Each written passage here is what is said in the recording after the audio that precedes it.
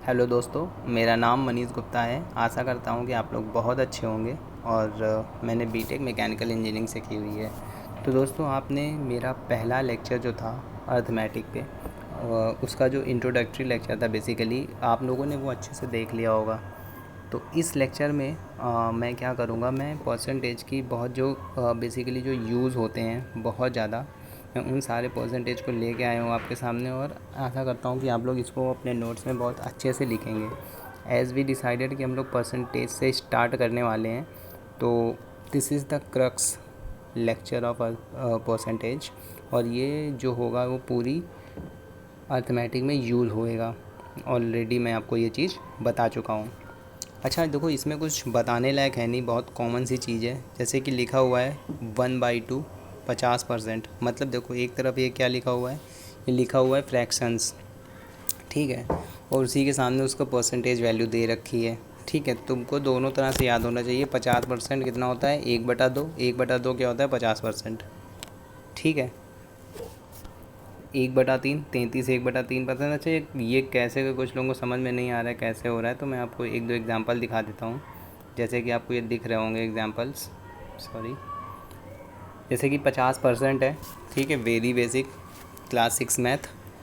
Percentage का sign हटाएंगे, 100 नीचे लाएंगे, डिवाइड करते हैं, ठीक ना। बेसिकली हम लोग परसेंटेज का मतलब क्या होता है यार, परसेंटेज का मतलब होता है कि तुम 100 के रिस्पेक्ट में वैल्यू देख रहे हो।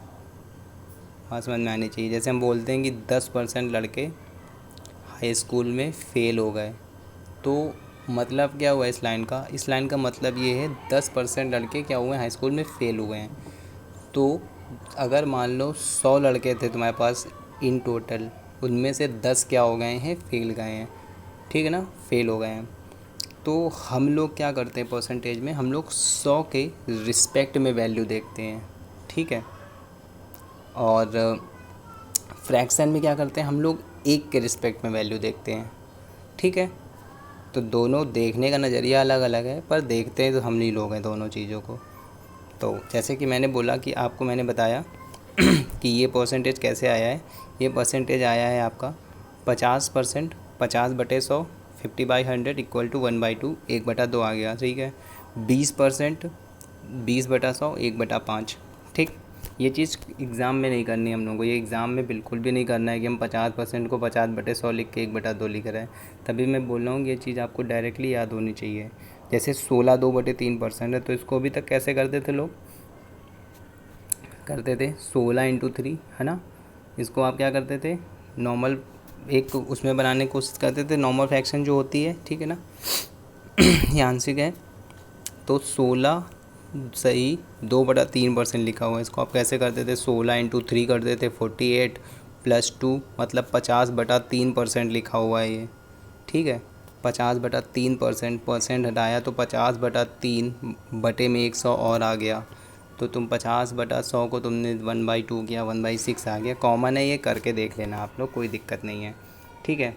तो ये जो 16 2/3% लिखा हुआ है थर्ड लाइन पे, ये तुम्हारा 1/6 हो जाएगा। ये कैसे हो रहा है मैं ये बता रहा हूँ, लेकिन ये ऐसे करना नहीं है, ये डायरेक्टली याद करना है आप लोगों को। जैसे कि दिख रहा होगा, थोड़ा जूम कर दूँ। 1/2 50%, ठीक है ना। तो 50/100 1/2 होता है, इसलिए, ठीक है, सिंपल है। उल्टा कैसे होगा यार, उल्टा भी ऐसे ही होगा। जैसे मान लो कि 1/3 लिखा हुआ है, परसेंटेज में लिखना है, तो तुम उसको मल्टीप्लाई कर दोगे 100 में, मतलब 1/3 × 100 करोगे तो 33 1/3% आएगा। ये चीज़ लिखी हुई है। 1/4 × 100 करोगे तो परसेंटेज वैल्यू 25 आएगी, ये लिखी हुई है। लेकिन ये डायरेक्टली याद होनी चाहिए आपको।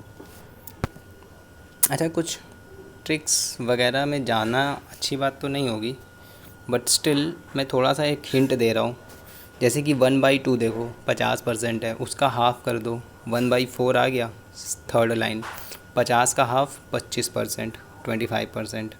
फिर 1/4 1/4 का हाफ़ कर दो, देखो 1/8 दिख रहा है आपको को, ठीक है, 1/8 दिख रहा है। 1/4 का 1/4, 1/4 का हाफ़ 1/8, ठीक है। 25% है, 25%, 25% का आधा कितना होगा, 12.5, मतलब 12 1/2%, 12 1/2%, ठीक है। वैसे ही तुम 1/8 से 1/16 देखो, सेकेंड लास्ट जो लिखा हुआ है, ठीक है। अब तुम 12.5 का आधा कर लो, 12.5 का आधा करना आता है 12.5 का 6.25 होता है, हम लोग बोलते नहीं है 6.25 है ना, क्वार्टर ऑफ 6 राइट। तो 12.5 का 6 1/4। अच्छा करोगे कैसे, या देखो 12 है, या 12 का आधा कर दिया 6 आ गया, 1/2 का आधा कर दिया 1/4 आ गया। तो इस तरह से कुछ टिप्स भी हैं जिससे कि जो आपको मदद करेंगी याद करने में। हालांकि ऐसी इतनी ज़रूरत नहीं है, डायरेक्टली आपको जो डेटा है ये एकदम रटा होना चाहिए। और ये कुछ जो यहाँ पे 1/25 के बाद में जो परसेंटेज कन्वर्जन दिया हुआ है ये भी आपको डायरेक्टली पता होना चाहिए। हालांकि ये आई इन्हीं से हैं बन के, लेकिन फिर भी आपको डायरेक्टली याद होनी चाहिए। जैसे कि 1/40 है, जैसे 1/20 कितना होता है 5%, और 1/40 कितना होगा 2/1%।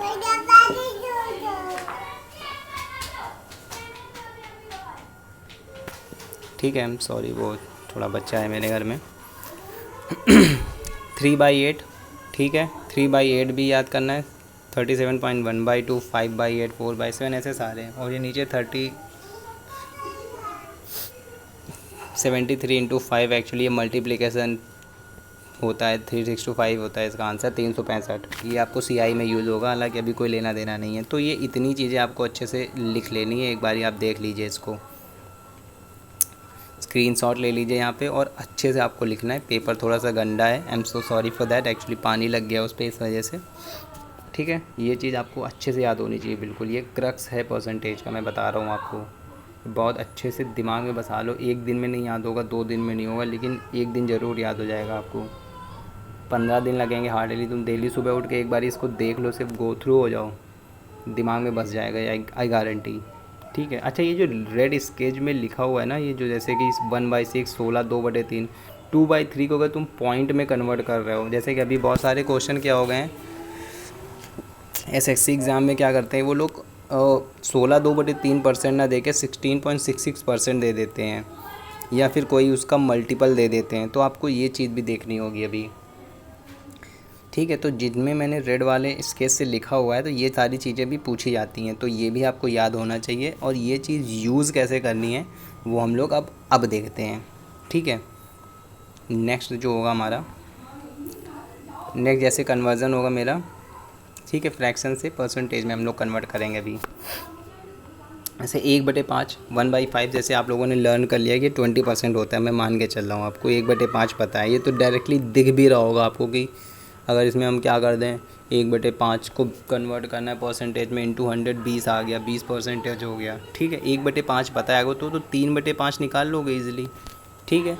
3 से मल्टीप्लाई इसमें किया 1/5 में, वैसे ही क्या करोगे 20 में 3 का मल्टीप्लाई कर दोगे तो 60 आ जाएगा, एकदम क्लियर है, कोई दिक्कत नहीं है। 4/9, ठीक है। अच्छा 1/9 तुमको पता है कि 11 1/9 11 1/9% होता है। 1/9 आपको दिखना चाहिए इसमें, ये मेरा 9 है एक्चुअली, ये ए नहीं है, ये 9 है। 1/9 इक्वल टू 11 1/9%, राइट। तुमको निकालना क्या है, तुमको निकालना है 4/9।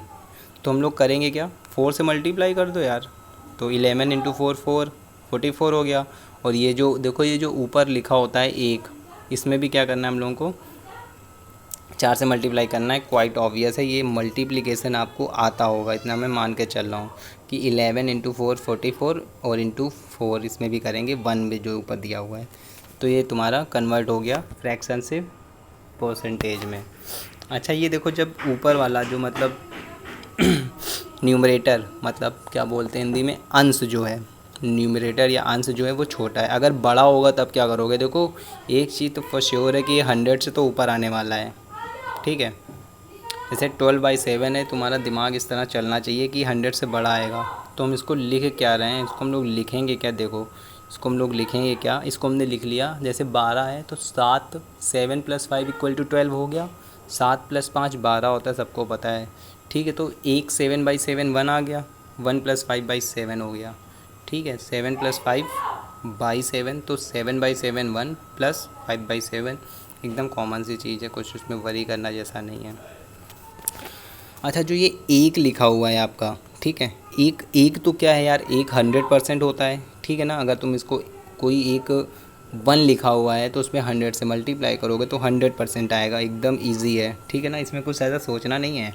एक क्या हो गया, 100% हो गया आपका, ठीक है। तो अब बचा क्या, प्लस 5/7। 5/7 तुमको जैसे ही दिखा, अगर तुमको ये पता है कि 1/7, ठीक, 1/7 कितना है, 14 2/7% होता है, ठीक है। ये मैं जूम कर दे रहा हूँ। 1/7 आपको पता है 14, 2/7 होता है, तो 5/7 क्या होगा, 5/7 होगा, मल्टीप्लाई कर लो। देखो एकदम हमने 14 में मल्टीप्लाई किया, 14 × 5 70 और 2 × 5 10, तो 70 10/7 हो गया। अच्छा, ये इस तरह से रिप्रेजेंट नहीं करना, ये गलत तरीका होता है। तो हमने क्या किया, एक बारी भाग और दे दिया, डिवाइड और कर दिया। तो 7 का जब भाग दोगे तुम 10 में तो 1 आ गया, इस 1 को हम जोड़ देंगे, बचेगा 3/7। तो ये तुम्हारा जो कन्वर्ज़न है कंप्लीट हो गया। 12/7 को तुम क्या लिख सकते हो, 12/7 को तुम लिखोगे 71 3/7। आई होप कि ये इतना फ्रैक्शन से परसेंटेज में कन्वर्ट करना समझ में आया होगा। नेक्स्ट जो होगा मेरा परसेंटेज से फ्रैक्शन। देखो ये चीज़ क्या थी हमारी, फ्रैक्शन से परसेंटेज कन्वर्ट कर रहे थे हम लोग।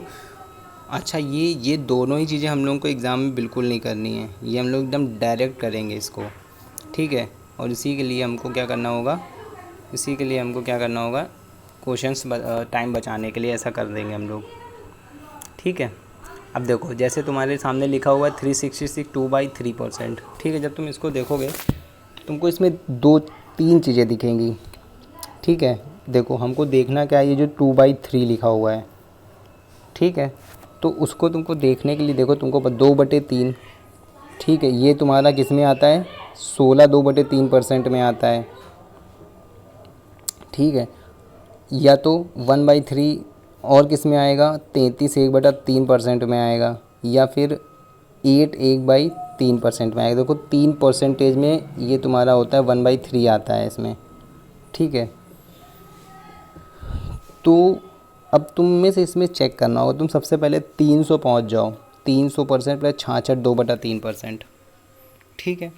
300% प्लस 66 2/3%, 300% क्या हो गया तुम्हारा, 3 हो गया, सिंपल, ठीक है। अच्छा 66 2/3 देखो इनमें से किसी एक से आएगा, तुमको सीधे दिखेगा यार, 33 दूनी 66। ये जो सेकंड नंबर पे लिखा हुआ है मैंने कि 33 1/3 × 2 कर दोगे तो ये आ जाएगा। अच्छा, ये सारी चीज़ें आपको दिखने लगेंगी जब जो मैंने ये वाली आपको सीट बताई है याद करने को, ठीक है ना, ये दिखने लगेगी। जैसे कि तुम दूसरे ही नंबर पे देखोगे 33 1/3% कितना होता है, 1/3। वैसे वर्ष आपको याद होना चाहिए, मतलब 1/3 33 1/3% होता है, 33 1/3% 1/3 होता है। दोनों याद करना है एकदम अच्छे से आपको, ठीक है। तो वही चीज़ आपको हमने यहाँ पे यूज़ करके दिखाई है। अभी जाओ, आ रहे हैं, जाओ, ठीक है। 33 1/3 × 2 66 2/3%, सिंपल हो गया। अब तो कुछ नहीं बचा यार, देखो 33 1/3 1/3 होता है, तो ये 2/3 हो जाएगा, और 300% 3 हो जाएगा, ठीक है। 66 2/3% क्या होगा, 33 1/3 × 2 33 1/3 × 2, ठीक है।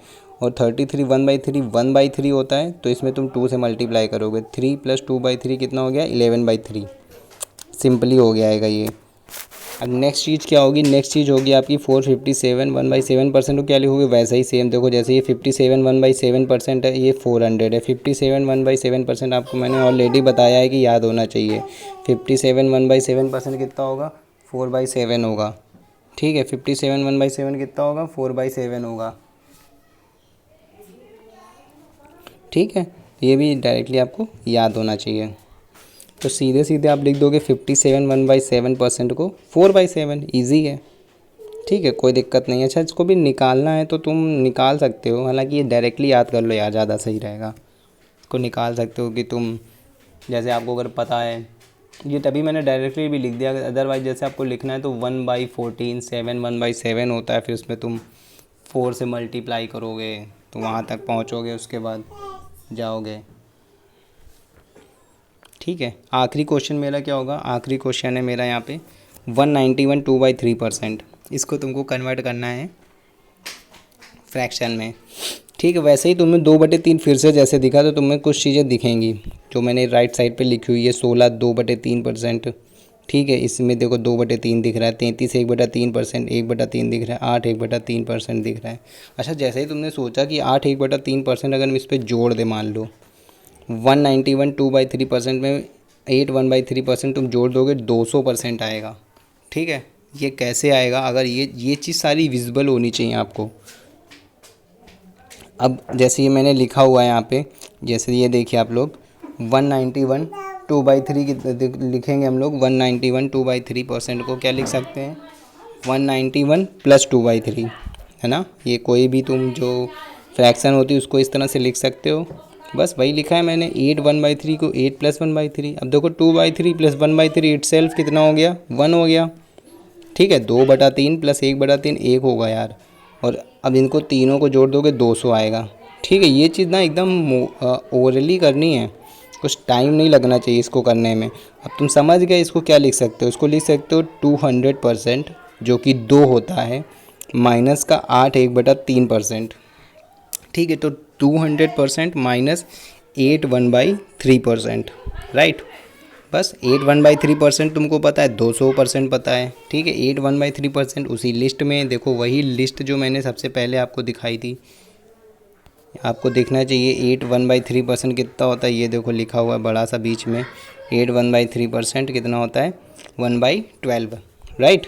देखो ये सारी चीज़ें आपकी यूज़ हो रही ना, तभी ये टेबल बहुत इंपॉर्टेंट है। 8 1/3% 1/12, 200% 2, तो 2 - 1/12 23/12 हो गया।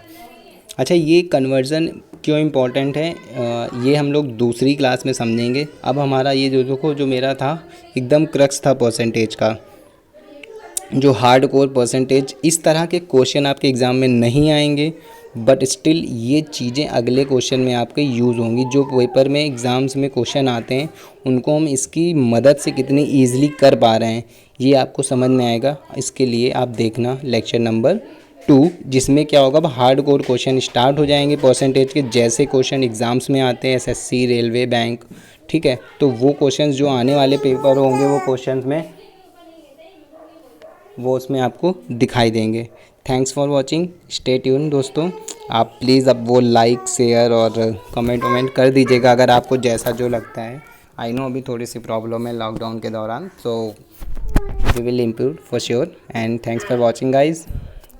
प्लीज़ आपको अगर कोई जैसे कोई चीज़ आपको लगती है समझ नहीं आ रही है तो आप कमेंट कर सकते हैं और मेरी टीम के द्वारा आपको उसको समझाया जाएगा। थैंक्स फॉर वॉचिंग दोस्तों। Stay home, stay safe.